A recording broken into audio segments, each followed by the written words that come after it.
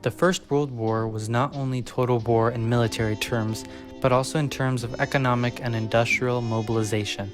Armies and economies clashed in the quest for victory, and the final triumph of the Allies was in no small part due to their economic superiority over the Central Powers.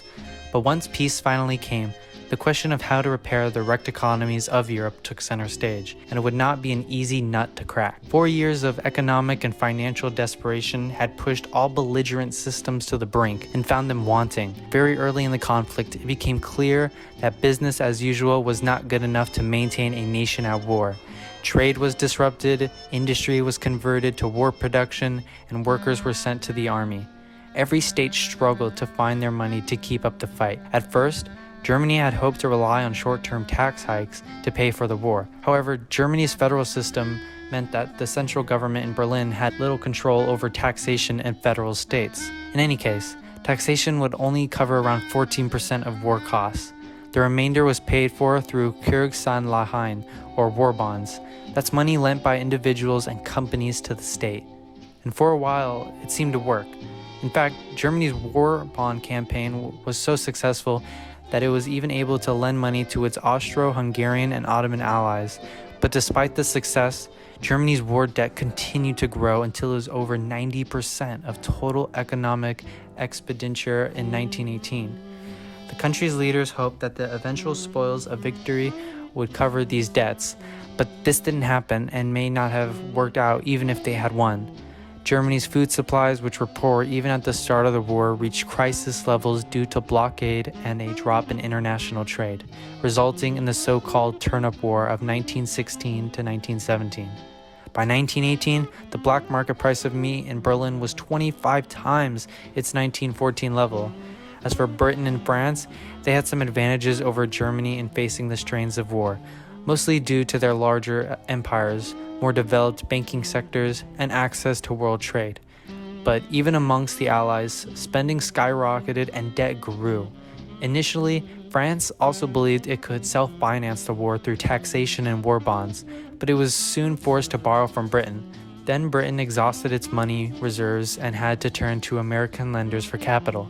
At first, the US government allowed banks to give loans to the Allies, but by 1917, the US government itself was also issuing loans so Britain could buy food and munitions from American companies. By 1918, Britain was importing around 4 times more from the US than it had in 1914. Once the war ended, much of Europe and the Middle East was in a state of total economic collapse. Food shortages were severe in many regions, especially where fighting continued into 1919 and 1920, and millions were threatened by famine. The situation was so serious that the American Relief Administration was sent to Europe to oversee the distribution of food to 23 countries. Its budget of $100 million, that's about $1.5 billion in today's money, which was matched by private donations, but in spite of American efforts, millions still went hungry. So faced with an unprecedented crisis, in immediate economic terms, the Allies had little reason to celebrate when peace came. Instead, they now faced the daunting task of piecing together their broken economies. In 1918, Britain and France were heavily in debt, their empires weakened, and worst of all, their lenders were now demanding repayment. Luckily for them, they had a heavily industrialized Germany to turn to for payments, and a treaty to enforce them. The Treaty of Versailles established a new order in Europe, and in a sense, the world. The League of Nations, new borders, demilitarization, occupation, colonial mandates, it was all laid out in the document signed in June 1919. The Versailles Conference, also known as the Paris Peace Conference, took place from January 1919 to January 1920, a formal meeting between 32 nations with the main purpose to establish the terms of the peace after World War I. Germany and other defeated powers such as Turkey, Bulgaria, and Austria-Hungary were not allowed at the conference, and the meeting was dominated by the Big Four: Prime Ministers of France, Italy, and Great Britain, as well as the President of the United States. The Treaty of Versailles involved treaty terms such as limits on Germany's armed forces, territories and colonies, and reparations. Germany was denied their navy and air force, their army reduced to only 100,000 men, and they were demanded to pay heavy reparations for the damage they had caused. Overall, it's estimated to be 132 billion gold marks, equivalent to about $268 billion today. One of the most controversial aspects was Article 231, the so-called War Guilt Clause, which was added as a legal justification for demanding reparations. By signing the treaty, Germany accepted responsibility for the damage caused by the war and for repaying the victors. Now, the Allies knew Germany would not be able to pay for everything, but the treaty reserved the right to impose penalties for damage to civilian and government property. The Allied and associated governments recognized that the resources of Germany are not adequate to make complete reparation for all such loss and damage. The Allied and associated governments, however, require, and Germany undertakes, that she will make compensation for all damage done to the civilian population of the Allied and associated powers and to their property. The exact amount of reparations, too, was to be determined by a separate Inter-Allied Reparation Commission after the treaty signing. For the victorious powers, especially France, reparations were critical, since their own recovery and reconstruction of areas devastated by the fighting depended on German payments. So the treaty wasn't just about ending the war and swapping territory, it had an important economic component that would shape post-war Europe. This has been the cause of much controversy among historians, but it was also hotly debated at the time. Among the economists who opposed the Versailles Treaty was John Maynard Keynes, a British mathematician and British representative at the Paris Peace Conference. Keynes was prominent and was friends with influential figures like Bertrand Russell, Duncan Grant, Vanessa Bell, and Virginia Woolf. He also worked closely with British Prime Minister David Lloyd George and was central to developing one side of the great debate which gripped the conference. Should Germany be economically crippled for years to come, or should it be allowed to rebuild, recover, and rejoin the international community? From the outset, Keynes, who was a diligent objector, was against the imposition of heavy reparations on Germany and instead advocated for leniency. Initially, it seemed Lloyd George was also receptive to his ideas. However, he soon discovered the British public and some of his economist colleagues did not share this point of view. Most Britons wanted Germany to be punished. With Keynes' ideas falling on deaf ears, he became disillusioned and resigned his position at the Paris Peace Conference before the treaty was signed. He then began writing a blistering critique of Versailles and its creators, the economic consequences of the peace, and this was released in December 1919 and was a broadside against Versailles and the peace process. It criticized the Big Four and made dark predictions for Europe's future. Keynes argued that the continent was a single economic unit, tied together not just through geography, but also via a trade system that increased the well-being and quality for all of Europeans. Disrupting this economic ecosystem with what he saw as impossibly high reparations not only made poor economic sense, but it was downright dangerous. Instead, Keynes claimed that the treaty was mostly dictated by vengeance, greed, political opportunism, and even self-delusion. As states scrambled to redraw borders and gain traditional great powers prestige, they ignored the economic realities the war had created. The treaty includes no provisions for the economic rehabilitation of Europe, nothing to make the defeated Central Powers into good neighbors, nothing to stabilize the new states of Europe, nothing to reclaim Russia, nor does it promote in any way a compact of solidarity among the Allies themselves. No arrangement was made at the Paris Peace Conference for restoring the disordered finances of France and Italy or to adjust the systems of the old world and the new.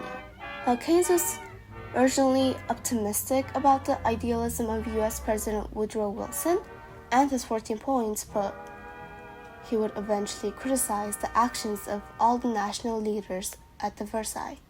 For Keynes, Clement Claude just wanted to crush Germany into oblivion.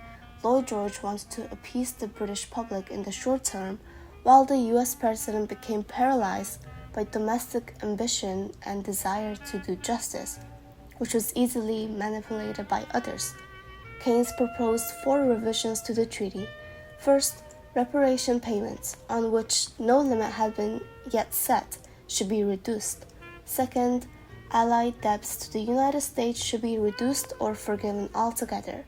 Third, an international loan for reconstruction should be created and currency reformed. And fourth, Keynes called for restoration of relations and trade with Russia. But despite the success of his book, which quickly became a bestseller, his recommendations was mostly ignored. Reparations were later partly reduced, and some loans were made available for redevelopment, but Russia appeared to be a lost cause, and the US was under no obligation and in no need or mood to forgive the war debt.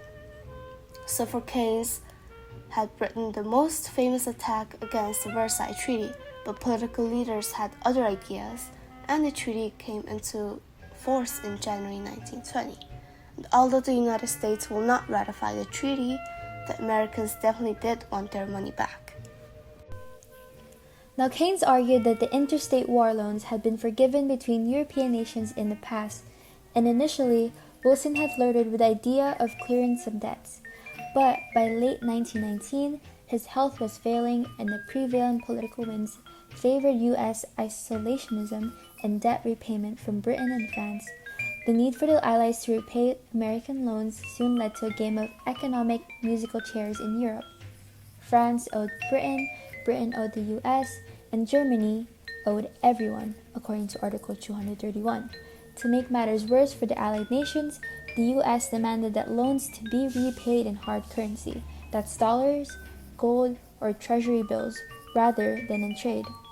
This was to be achieved over a 25-year period and covered all goods up until the US entered the war in 1917.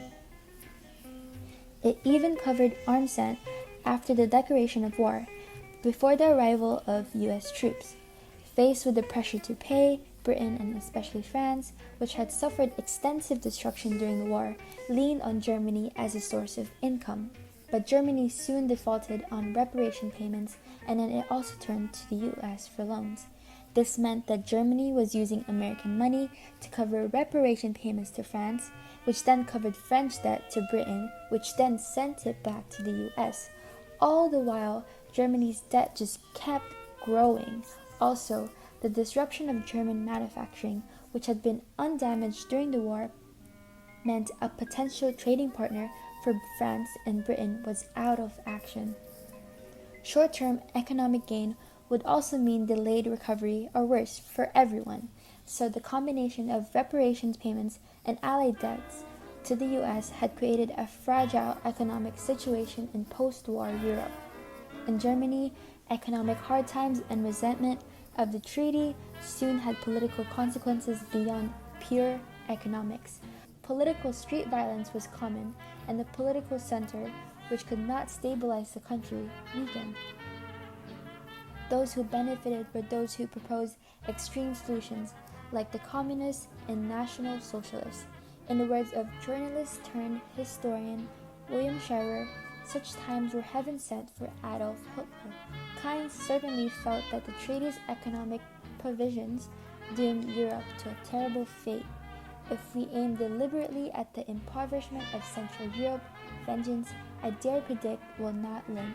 Nothing can then delay for very long the final war between the forces of reaction and the despairing convulsions of revolution, before which the horrors of the late German war will fade into nothing. All the same, Keynes has not been without his critics. Some historians have assessed the impact of the treaty differently, arguing that it did not predestine Europe to its eventual fate in the 1930s. Some have questioned his claim that reparations were too high to be paid. Others have accused him of focusing too narrowly on utilitarian economics while ignoring the political realities of the post-war climate, in which voters in Britain and France wanted to see Germany punished. In any case, the Treaty of Versailles and the economic consequences of the peace will no doubt continue to inspire debate. What is clear is that as readers cracked open their fresh copies of Keynes' book in late 1919 and the treaty came into force in January 1920, Europe's years of turbulence were by no means over. Thank you for listening. Hopefully you enjoyed, and next time someone asks you if you know about the economic consequences of the Treaty of Versailles, you certainly will say yes.